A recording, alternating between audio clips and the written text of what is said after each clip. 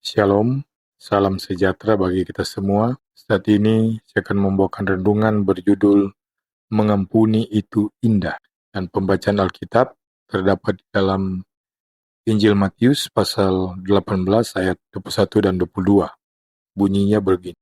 Kemudian datanglah Petrus dan berkata kepada Yesus, Tuhan, sampai berapa kali aku harus mengampuni saudaraku jika ia berbuat dosa terhadap aku?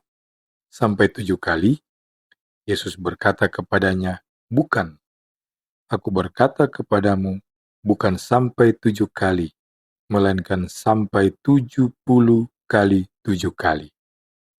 Saudara-saudara yang Kristus kasihi, dalam cerita silat, salah satu tema yang menonjol adalah balas dendam.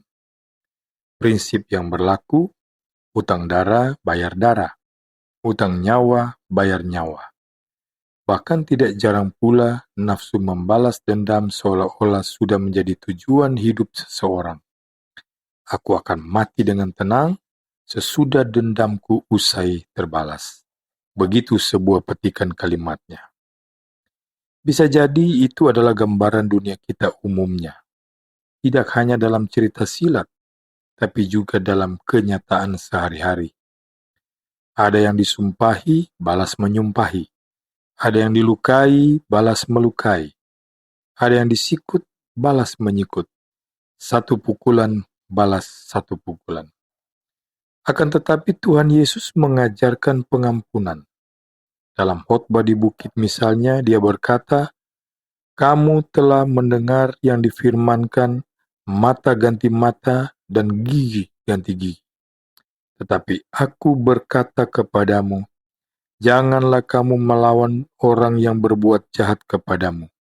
Melainkan siapapun yang menampar pipi kananmu, berilah juga kepadanya pipi kirimu. Matius pasal 5 ayat 38 dan 39. Lalu ketika Petrus bertanya, Tuhan, sampai berapa kali aku harus mengampuni dosa saudaraku jika ia berbuat dosa terhadap aku? Tuhan Yesus menjawab, sampai 70 kali 7 kali. Angka 7 dalam bilangan Yahudi menyimbolkan kesempurnaan. Mengampuni 70 kali 7 kali artinya mengampuni secara tuntas, tanpa bekas, tanpa pernah mengungkit-ungkit atau mengingat-ingat lagi. Hanya saja itu tidak gampang dan tidak sesederhana mengatakannya. Sebab mengampuni berarti melawan perasaan kita sendiri. Jadi pasti sulit, tapi bukan berarti tidak bisa. Bagaimana agar kita dapat mengampuni? Pertama, menyadari bahwa tidak ada gunanya menyimpan rasa sakit hati. Malah pasti sangat merugikan. Jauh lebih berguna minimal buat diri kita sendiri mengampuni kesalahan orang lain, tidak mengingat-ingatnya. Sebab mana ada orang yang hidupnya bahagia selama dirinya didera rasa sakit hati? Mana ada orang yang pikirnya tentram dan tenang sementara ia memendam dendam? Maka dengan mengampuni orang lain, melupakan segala rasa sakit hati yang dibuatnya, sebetulnya kita telah berbuat baik pada diri kita sendiri. Sebab dengan begitu, kita akan terbebas dari segala perasaan negatif, amarah, kekecewaan, kesedihan, rasa sebal, dan banyak lagi. Hidup kita pun akan terasa lebih ringan. Bayangkan kalau kita memikul kasur busa yang baru tercemplung sungai kotor, pasti berat dan berbau busuk. Seperti itulah hidup kita kalau dikuasai dendam kesumat, tidak nyaman. Yang kedua, memahami bahwa kita tidak punya hak menuntut balas. Roma 12 ayat 19 berkata, pembalasan itu adalah hakku. Akulah yang akan menuntut pembalasan, firman Tuhan. Karena itu seperti kata Rasul Paulus dalam ayat yang sama, janganlah kamu sendiri menuntut pembalasan, tetapi berilah tempat kepada murka Allah. Panggilan kita adalah berbuat baik, pun kepada orang yang telah berbuat buruk dan melukai hati kita. minimal kita tidak membenci. Bahwa ada orang yang perbuatannya menyakiti kita, biarlah ia sendiri berurusan dengan Tuhan. Kita tidak perlu mencari-cari cara membalasnya. Kita serahkan saja kepadanya. Tuhan pasti punya cara tertentu untuk menegurnya.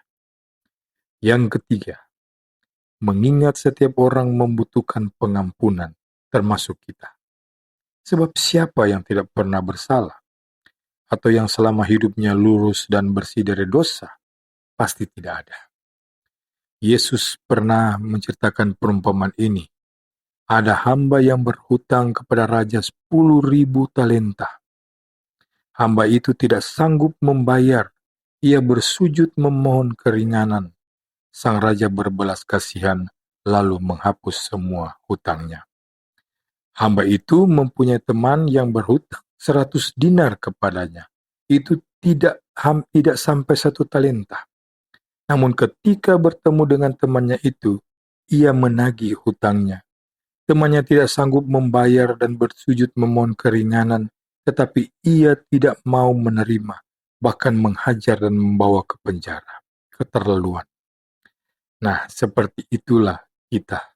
Kalau tidak mau mengampuni kesalahan seseorang, hutang kita yang 10.000 talenta sudah Tuhan hapus. Akulah dia yang menghapus dosa pemberontakanmu oleh karena aku sendiri, dan aku tidak mengingat-ingat dosamu. Demikian firman Tuhan yang terdapat dalam Yesaya 43 ayat 25. Masakan kita tidak mau menganggap lunas juga hutang orang lain yang cuma 100 dinar? Bukankah engkau pun harus mengasihani kawanmu seperti aku telah mengasihi engkau? Begitu kata sang raja dalam perumpamaan itu. Nah, demikian jugalah kiranya Tuhan akan berkata kepada kita. Tuhan Yesus memberkati kita semua. Amin.